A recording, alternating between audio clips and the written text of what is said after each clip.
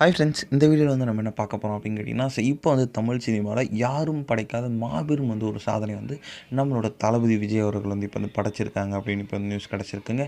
So அந்த ஒரு விஷயத்தை பற்றி அந்த வீடியோ நம்ம டீட்டெயிலாக பேச போகிறோம். இப்போ வந்து அரசியலில் வந்து களமிறங்கியுள்ள நம்மளோட விஜய் வந்து அடுத்ததாக வந்து ஜனநாயகன் திரைப்படம் தான் அவரோட கடைசி திரைப்படம் அப்படின்ட்டு அஃபிஷியலாக அறிவிச்சிட்டாரு. அதுக்கப்புறம் வந்து அவர் வந்து ஃபுல் அண்ட் ஃபுல் வந்து நம்மளோட அரசியலில் மட்டும் தான் ஃபோக்கஸ் பண்ண போகிறாங்க.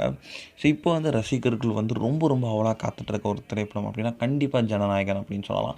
ஆடியோ லான்ச் கூட வந்து டிசம்பர் மாதம் வந்து மலேசியாவில் செம்ம பிரம்மாண்டமாக நடத்த போகிறாங்க. நிறைய பெரிய பெரிய ஆக்டர்ஸ்லாம் வந்து இன்வைட் பண்ணியிருக்காங்க அப்படின்னு சொல்லப்படுது.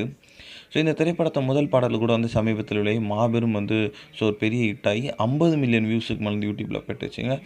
இப்போ வந்து விஜயோட கடைசி திரைப்படமான இசை வெளியீட்டு விழாவை தான் வந்து ரசிகர்கள் ஆவலாக காத்துட்ருக்காங்க.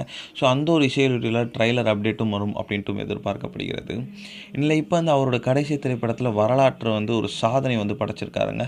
அதாவது கிட்டத்தட்ட 105 கோடிக்கு வந்து தமிழக திரையரங்க உரிமை வந்து மட்டுமே வந்து இப்போ வந்து அவங்க வந்து வாங்கியிருக்காங்களாம்.